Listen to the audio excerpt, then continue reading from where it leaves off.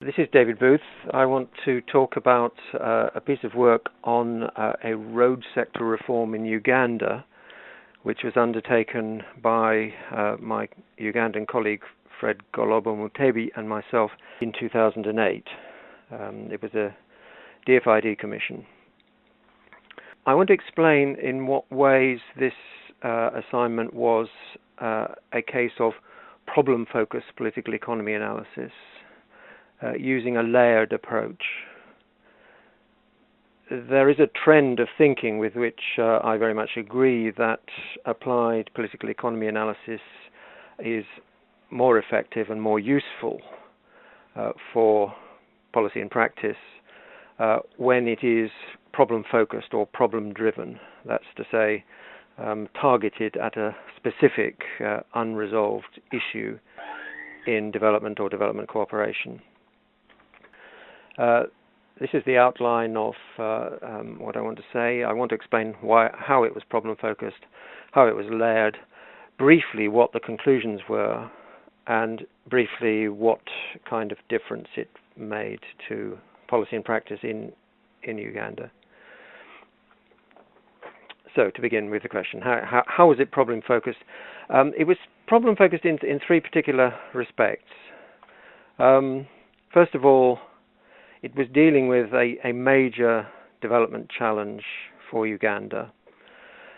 National roads, we're not talking here about rural feeder roads, but national roads and the state of national roads makes a difference of about an additional percentage point on top of possible GDP growth, according to the World Bank's estimates. So it's a big issue for the rate of economic growth that is feasible in the country. The national roads in Uganda have deteriorated badly since earlier decades. And there's a general consensus among the specialists that the background to the deterioration and the failure to improve those roads is a pattern which includes the following elements. First of all, chronic underspending. The donor funds available in principle for roads construction and maintenance have been underspent year after year. Road construction in Uganda has very high unit costs. The specialist analysis says that the high unit costs are due, first of all, to the low volume, the fact that actually very little investment has been put into national roads, to the lack of competition, the fact that most of the work is done by a small number of national and regional companies. The big boys are not there, partly because of the low volume, and the system for allocating contracts has been corrupt, with the Ministry of Works and Roads being the principal channel for this corruption, and the minister over a long period having been a significant client of President Museveni. Secondly, 2008 was an apparent moment of opportunity for addressing this big development problem. After 10 years of government foot-dragging, in 2008, a reform was launched, creating a semi-autonomous national roads authority to take charge of planning and contracting of roads work. There was also a roads fund for road maintenance launched at the same time. Coinciding with this, the sector budget incurred a substantial increase in July 2008, and perhaps not coincidentally, President Museveni's speeches in January 2008 and after seemed to contain more content than in the past, emphasizing the importance of roads to the process of national development. So, signs of a possible moment in which this long-running problem could be addressed. For development cooperation and for DFID in particular, there was an issue. The World Bank and the European Commission had already committed substantial funds to back the road reform. DFID, which at that time was under quite strong pressure from its ministers to start focusing on economic growth issues, was keen to get involved, but unsure how it could add value to these fairly substantial bank and commission funds. DFID recognized the sort of basic governance problem, but was uncertain about how an additional DFID input could help to seize any real opportunities that had emerged in that year. So that's basically how the piece of work was problem focused. Previously, Fred Golobo Mutebi and I had done some more general political economy analysis on Uganda growth prospects. So this was focusing in on something more specific, and I think it was useful to do that. Now, the analysis itself was deliberately layered in the following way. This is a diagram which the policy practice and ODI use in training on political economy analysis now. I mean, first of all, it drew on what we think was a good understanding of the systemic constraints on economic development and policy for development in Uganda. Good understanding of the structural settings, historical legacies, the power relations, and the institutions in the sense of the rules of the game, particularly the rules of the game of the Ugandan political system as it has evolved under President Museveni. But we also wanted to focus on trying to understand the decision logic that the relevant actors were involved in, the kinds of choices that they are making, and the constraints on those choices. And then finally, we wanted to include an element focused more on the dynamics of change processes, locating any room for maneuver that might arise through the change processes of the reform, as opposed to the sort of fixed features of the roads sector in Uganda. This sort of layered political economy analysis, which moves back and forth between these sort of three layers, seems to us, to me, to be a good approach to doing political analysis, which is capable of reaching conclusions not just about what donors and development organizations can't do, but also about where there may be points of entry for possible change. What were the conclusions of the analysis? Fairly briefly, I'll discuss this in terms of the three layers. About systemic constraints, we concluded that the dependence of the contracting system in the Ministry of Works upon the needs of the political system for rents, for purposes of political funding, was a fact of life which was well established, had become well established over the last 10 years, and was likely to remain. Our analysis concludes that President Museveni does believe his own rhetoric about the importance of economic growth, does believe in improving the road sector if he can, but he also wishes to stay in power, and that objective is in conflict with the objective of being serious about cleaning up the road sector. 2008 was a pre-election period too.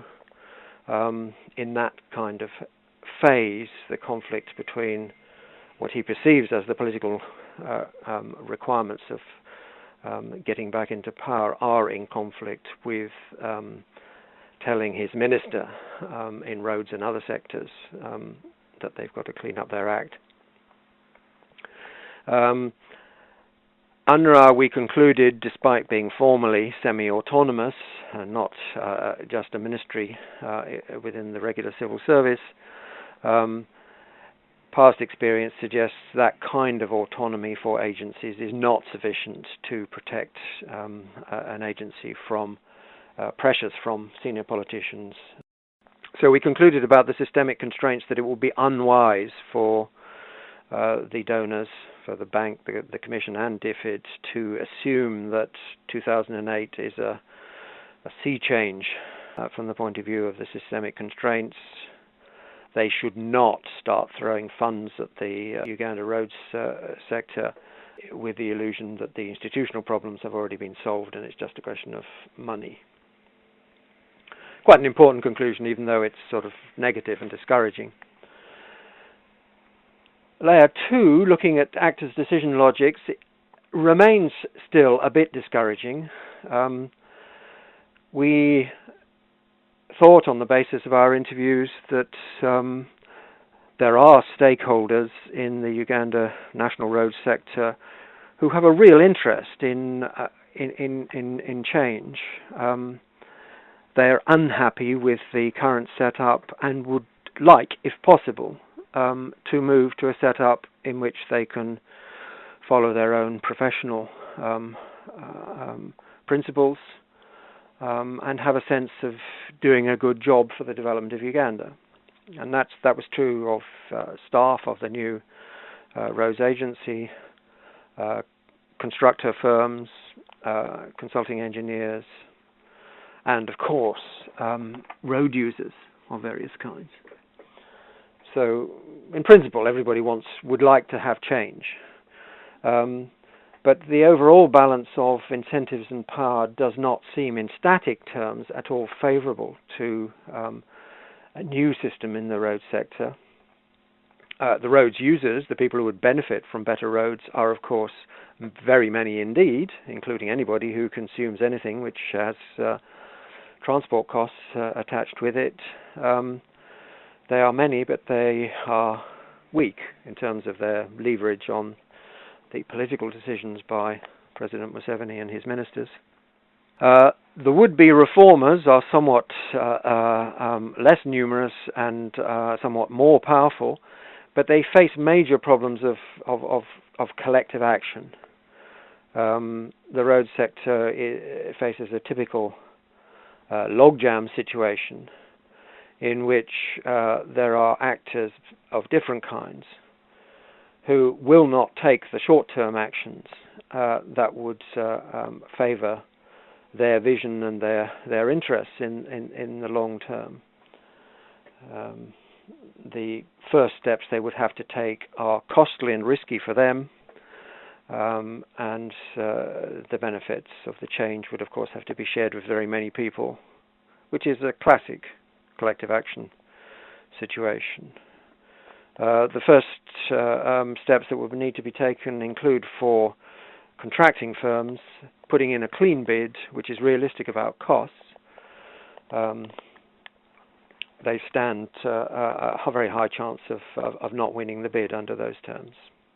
That has to start happening in order to change the system, because the system is based on corrupt bids and bids which are under-costed, such that one makes up the financial shortfall during the implementation by doing shoddy work and paying off various people who should be inspecting the work. Layer 3 makes the conclusions a bit more positive from the point of view of a productive donor intervention. So dynamic processes have in them more room for manoeuvre than you might imagine if you only look at the static interaction between the stakeholders and their decision logics. We concluded that in spite of all of the above, there is some scope for various actions which might tip the balance against the odds. First of all, President Museveni's calculations about how he stays in power depend in part upon his estimate of how things look to voters. And we think there is some scope for the right kinds of technical assistance to a reform process like this, to improve the public communications about what is being achieved by the sort of positive changes. This is a bit tentative, but there may here be some scope for getting marginal but useful shifts in the cost-benefit calculations of the politicians if they feel that the public is getting to know about performance. Less tentatively, we think there's scope in this situation for the right kind of third party to engage in brokering activities, moving back and forth between the different actors, between the agents, the new agency, the contractors, the engineers, and even perhaps the politicians, setting up dialogues where they don't exist because people don't feel comfortable talking to each other, and maybe creating some alliances among pro-reform elements that would not otherwise exist. That's fairly standard conclusions from a stakeholder analysis when doing project appraisals. The third one is not quite so standard and relies centrally on this idea that there are collective action problems. The right kind of third-party actor may be able to lower the barriers to collective action by creating trust where it doesn't currently exist, by convincing some of the actors in this situation to undertake the risks and the costs in initiating new forms of action, with the confidence that they will not be penalized for doing so. In other words, in summary, the situation looked like one in which there could be incremental gains in a very unpredictable situation from the right kind of intervention by a donor-funded actor of some kind. What kind of actor? Well, first of all, a DFID intervention would need a process design, a setup which allows certain things to be tried, lessons to be learned, and then the project to be adapted to that learning. A process design plus a lot of the right human resources. In the road sector reform, the money for the roads investments is already being provided, and as I said, I mean, in the past those funds have been utilized. The key value added from a DFID project, we thought, would be a project which is basically funding people of the right sort, people who know the sector, people who have good facilitation skills, to get involved in the implementation of the reform in order to engage in these communication, brokering, and trust-creating activities. Did it make a difference? Well, we recommended to DFID that kind of project, and I think that is what came out of it. The political economy analysis served in practice as part of the institutional appraisal of a project which is called CrossRoads, which is actually now a joint DFID EC program with 5 years of scope and 18 million pounds of funding. The DFID advisor who commissioned the work thought it was useful, not because he didn't know any of the things that we put in our report, but because he had picked up anecdotes about these things in different places, was not sure how far to trust them.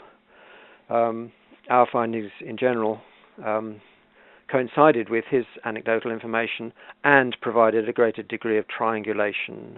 We were checking the information from different sources to try to assess how robust it was.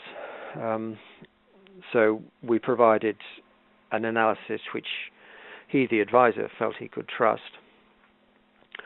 It remains to be seen whether CrossRoads will be as adaptive and will in fact deploy the human skills in the way that we recommended. We think that the project management has been given to the right kind of firm who have that kind of orientation and those kinds of skills. Some of the uncertainties actually arise from the fact that in DFID these days there is more pressure than there was in the past to use log frame planning in a rather rigid fashion, and to report results in terms of final outcomes, that's to say cost per unit of road construction, and to do so on a regular annual basis. And there does remain some uncertainty, I think, about whether the project can be managed in the kind of very agile fashion that we suggest is necessary, given the constraints on the agencies that are funding it. Nonetheless, we think the uncertainties are no more than is to be expected in this field. A sound political economy analysis cannot ever guarantee the success of the program which it is supporting. And in the final analysis, I feel happier about this piece of work than about many others that I've done in this political economy field, because I think the problem focus paid off, and the layering of the analysis also paid off in such a way that one could give the client something that was encouraging about things to do and not merely discouraging about things that cannot ever be done. That's it. Thank you for your attention.